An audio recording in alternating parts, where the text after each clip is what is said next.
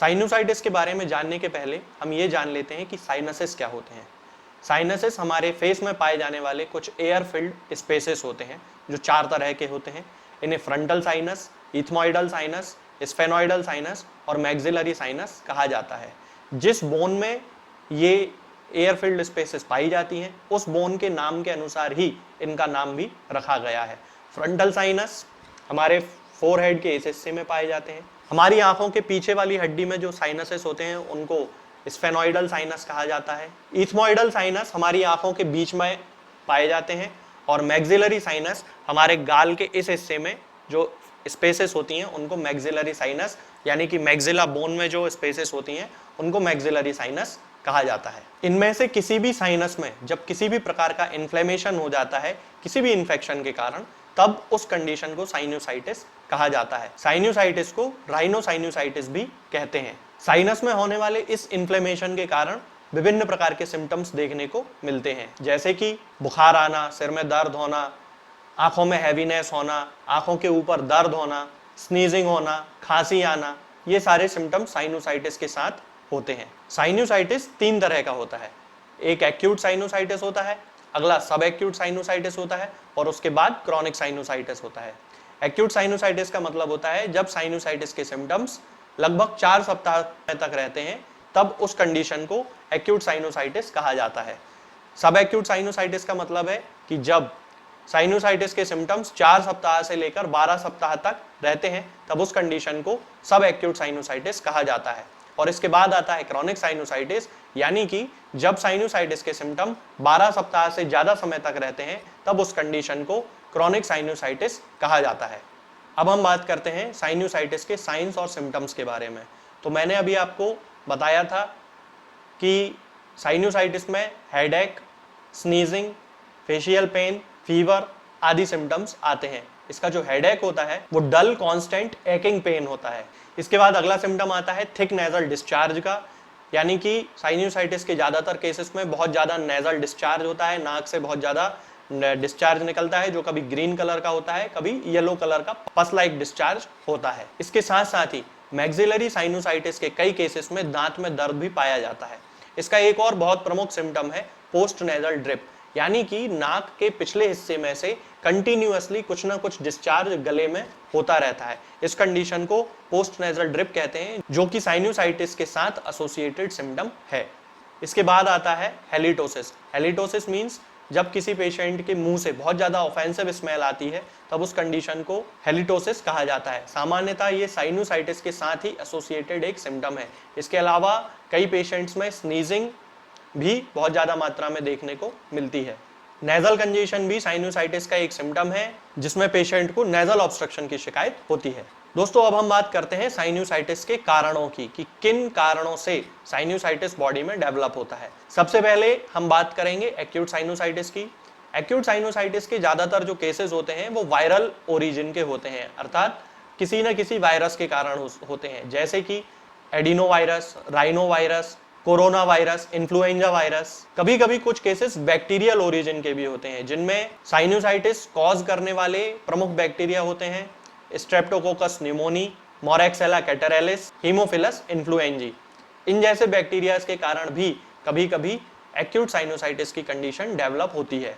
इसके अलावा fungal invasion के कारण भी कई पेशेंट्स में साइनोसाइटिस की कंडीशन देखने को मिलती है, जो कि सामान्यतः टाइप 2 डायबिटीज या फिर किसी इम्यून डेफिशिएंसी से पीड़ित किसी पेशेंट में, यानी कि एड्स जैसी किसी बीमारी से यदि कोई पेशेंट पीड़ित होता है, तब उसमें यदि साइनोसाइटिस डेवलप होता है, तब उनमें फंगल इन्वेजन भी एक कारण होता है।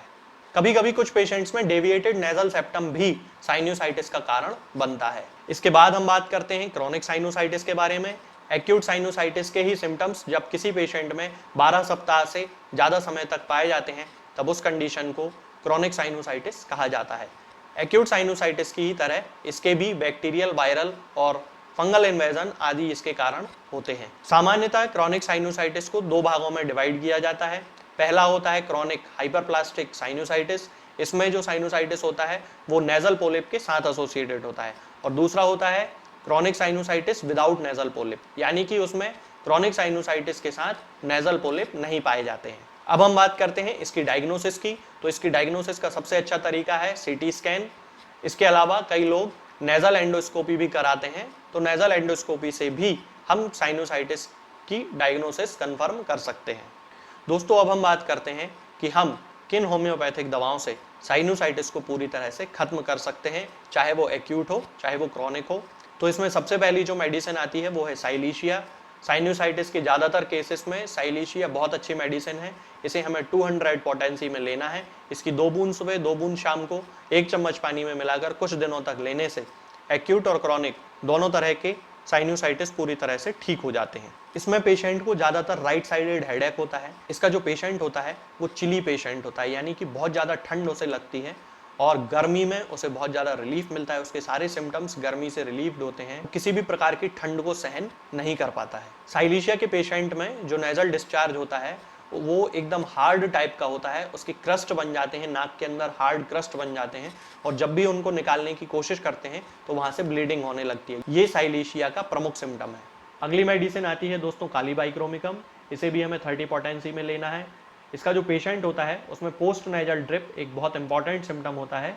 जैसा कि मैंने अभी पोस्ट नेजल ड्रिप के बारे में आपको बताया था कि इसमें जब नेजल डिस्चार्ज होता है वो नाक के पिछले हिस्से यानी कि पोस्टीरियर नेजल डिस्चार्ज होता है, जो कि पीछे नीचे अंदर गले में चला जाता है। तो इस कंडीशन को पोस्ट नेजल ड्रिप कहते हैं और ये कालीबाइक्रोमिकम का बहुत इंपॉर्टेंट सिम्टम है। इसमें पेशेंट को बहुत ज़्यादा हैवीनेस रहती है हेड में, आंखों के ऊपरी हिस्से यानी कि आईब्रोज के ऊपर उसको बहुत ज़्यादा दर्द होता है और सांस लेने में उसे तकलीफ होती है। इसका जो नेजल डिस्चार्ज होता है वो थिक येलो कलर का होता है और रोपी होता है, मतलब धागे जैसा वो खिंचता हुआ चला जाता है।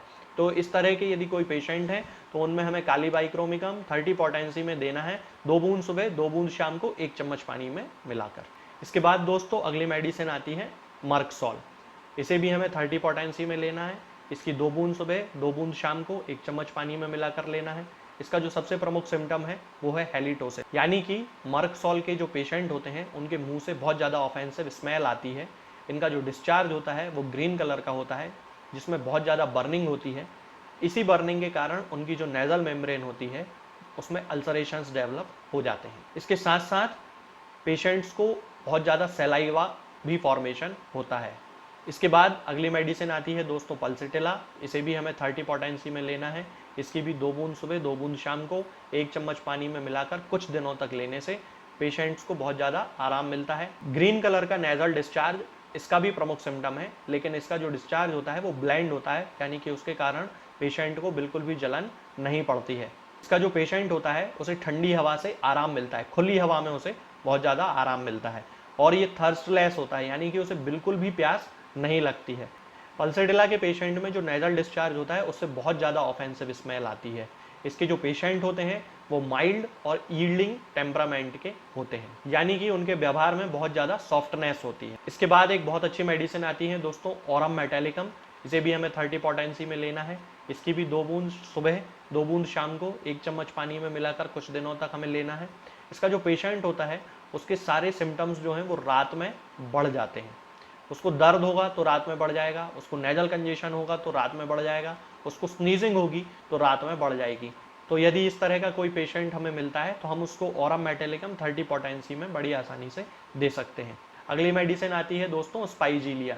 स्पाइजीलिया को भी हमें 30 पोटेंसी में लेना है। तरीका बिल्कुल वही है, 2 बूंद सुबह 2 बूंद शाम को 1 चम्मच पानी में मिलाकर। स्पाइजीलिया के केसेस में ये जो हेडेक होता है ये नेप ऑफ द नेक से स्टार्ट होता है और आगे लेफ्ट आई के ऊपर तक आ जाता है। अगली मेडिसिन आती है दोस्तों काली आयोडम। इसे हमें 30 पोटेंसी में ही लेना है। 2 बूंद सुबह 2 बूंद शाम को 1 चम्मच पानी में मिलाकर। इसके जो पेशेंट होते हैं उनमें साइनोसाइटिस के साथ साथ बहुत ज़्यादा वाटरी डिस्चार्ज होता है, नाक से बहुत ज़्यादा पानी बहता है और फेशियल पेन होता है। मतलब कि मैक्सिलरी साइनोसाइटिस के ज़्यादातर केसेस में सबसे अच्छी जो मेडिसिन सिलेक्ट होती है वो होती है काली आयोड। इसके बाद अगली मेडिसिन आती है दोस्तों हाइड्रेस्टिस कैनाडेंसिस। हमें सामान्यतः इसका मदर टिंचर यूज़ करना है। इसकी 10-10 बूंद सुबह शाम आधे कप पानी में मिलाकर हमें इसका उपयोग करना चाहिए। इसके जो पेशेंट होते हैं उन्हें ठंड बहुत जल्दी हो जाती है, सर्दी बहुत जल्दी हो जाती है और इसके जो पेशेंट्स होते हैं उनमें स्काल्प और नेक के मसल यानी कि गर्दन के मसल्स जो होते हैं वो बहुत ज़्यादा पेनफुल होते हैं। पोस्ट नेजल ड्रिप इसका भी एक बहुत इंपॉर्टेंट सिम्टम है, जिसमें येलो कलर का म्यूकस का डिस्चार्ज होता है जो कि बहुत ज़्यादा थिक होता है और इसके रूट ऑफ द नोज़ यानी नाक के इस हिस्से में बहुत ज़्यादा हैवीनेस पेशेंट को फील होती है, तब उस कंडीशन में हमें हाइड्रेस्टिस का मदर टिंचर उपयोग करना चाहिए। दोस्तों, अब मैं आपको बताता हूँ एक ऐसे कॉम्बिनेशन के बारे में जिसका उपयोग करके हम एक्यूट और क्रॉनिक सभी तरह के साइनोसाइटिस के केसेस को पूरी तरह ठीक कर सकते हैं। सबसे पहले मैं बात करता हूँ एक्यूट केसेस के लिए। तो एक्यूट केस में आपको हाइड्रेस्टिस का मदर टिंचर लेना है, उसकी 10-10 बूंद सुबह शाम आधे कप पानी में मिलाकर उपयोग करना है, और उसके साथ साथ साइलीशिया 30 पोटेंसी में 2 बूंद सुबह 2 बूंद शाम को 1 चम्मच पानी में मिलाकर, और काली आयोड भी 30 पोटेंसी में 2 बूंद सुबह 2 बूंद शाम को 1 चम्मच पानी में मिलाकर उपयोग करना है। इसके कुछ दिन तक उपयोग करने से एक्यूट साइनोसाइटिस के सभी तरह के केसेस पूरी तरह से ठीक हो जाते हैं। इसी कॉम्बिनेशन का उपयोग हम क्रॉनिक साइनोसाइटिस में भी कर सकते हैं, लेकिन क्रॉनिक साइनोसाइटिस में हमें इस कॉम्बिनेशन के साथ साथ पेशेंट के कॉन्स्टिट्यूशन को सूट करने वाली उसकी बेस्ट कॉन्स्टिट्यूशनल मेडिसिन का चुनाव जरूर करना है, यानी कि वो मेडिसिन जो उसके सिम्टम्स से सबसे ज़्यादा मैच करती हो। जो भी मेडिसिन मैंने आपको बताई है, साइलीशिया, कालीबाइक्रोमिकम, पल्सिटिला, हाइड्रेस्टिस, इनमें से जो भी मेडिसिन के सिम्टम्स पेशेंट में पाए जाते हैं, उनकी 200 पोटेंसी के साथ इस कॉम्बिनेशन का उपयोग करने पर क्रॉनिक साइनोसाइटिस के भी केसेस को पूरी तरह से ठीक किया जा सकता है।